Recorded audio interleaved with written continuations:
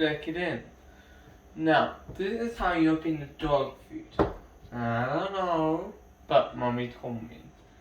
Mommy told me anything. Does she did it, or do I do it? Same time. Now here's it. Open the dog food. Very professional, if you're allowed. But you don't put it in the water, or it will drown. Now this is Now this is how you dump the dog food in my bag. I don't know. Use the spoon, Jeremy. And here's it coming out. This is disgusting. Don't try this at home, boys. If you try this at home, this will be disgusting, and there are worms and germs in it, and poo too. So don't try this at home. And that's all of I had today.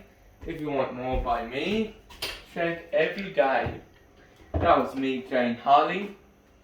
No one is here. Well, I feature. Thanks, Jane Harley. Talking about food is weird now. Now I'm going home. Bye.